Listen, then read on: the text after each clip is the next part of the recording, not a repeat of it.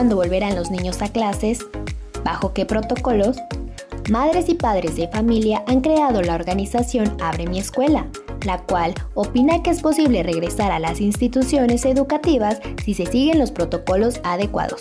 La organización surge de la conciencia de un grupo de padres de familia de que abrir las escuelas sí se puede sin que esto abone a la pandemia, ¿no? Que esa es como la principal preocupación. Tú como padre de familia no quieres ni que tus hijos se infecten ni infectar a tu comunidad.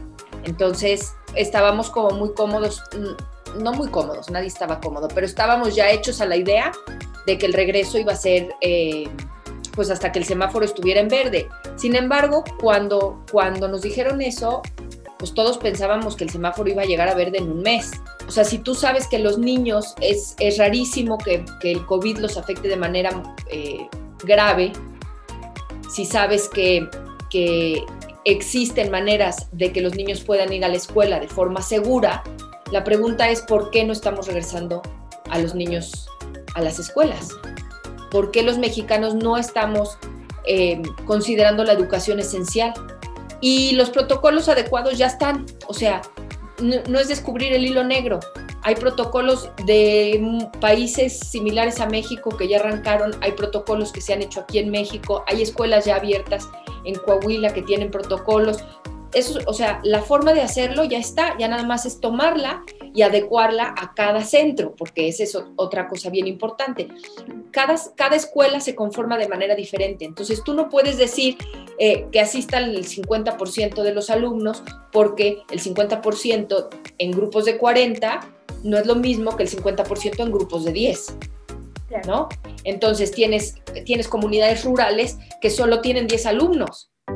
Se mostraron preocupados por la deserción de alumnos que ha incrementado con la pandemia y cómo ha afectado a la salud mental de los niños.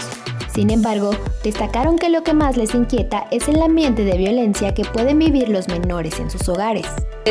UNICEF está estimando que va a haber un 40% de aumento en el abandono escolar en las cifras de México. 738,000 alumnos no terminaron el ciclo escolar 2019-2020 por haberlo terminado en línea. Todos sabemos ya que las clases a distancia para un país como México tienen muy poca funcionalidad. En muchos casos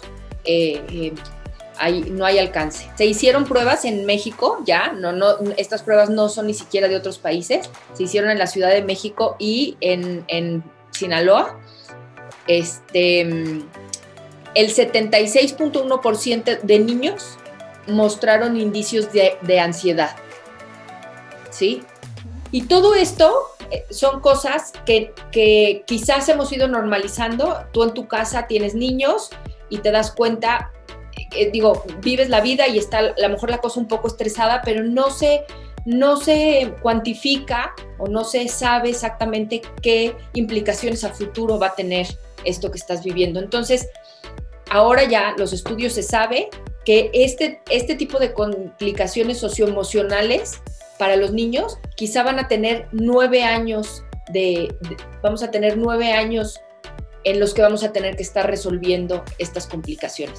Pero ni siquiera, Clarisa, son las complicaciones que más nos preocupan. Por supuesto que nos preocupan, pero más bien no son las únicas que nos preocupan. Nos preocupa muchísimo que hay niños que están siendo abusados. México es de los primeros países en abuso sexual y ese número en la pandemia ha subido. ¿Por qué? Porque los niños, las familias cuando sí están encerradas, están hacinadas. Y eso provoca que los índices de violencia intrafamiliar aumenten. Exigen a las autoridades que preparen las escuelas para que en cuanto sea posible, alumnos y profesores puedan volver con seguridad a las aulas. Eso es lo que nosotros decimos a las autoridades, no tanto abre las escuelas, sino alista las escuelas. Tenlas listas, que no nos pase lo que pasó en Campeche, ¿no?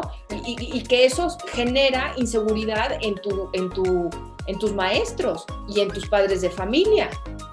En cambio, si tú te pones a trabajar a listas, lo tienes todo limpio, bonito, pintado, hermoso, con protocolos, todos entienden los protocolos, todos entienden cómo nos vamos a cuidar unos a otros, es mucho más fácil plantear un regreso.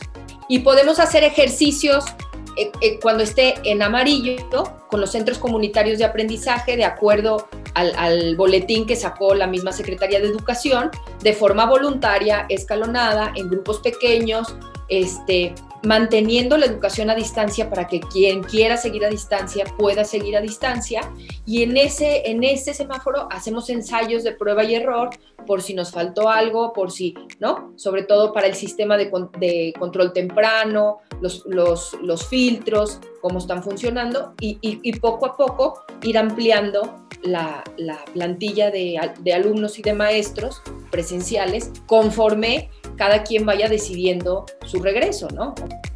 Para Unidos Noticias, Clarisa Silva.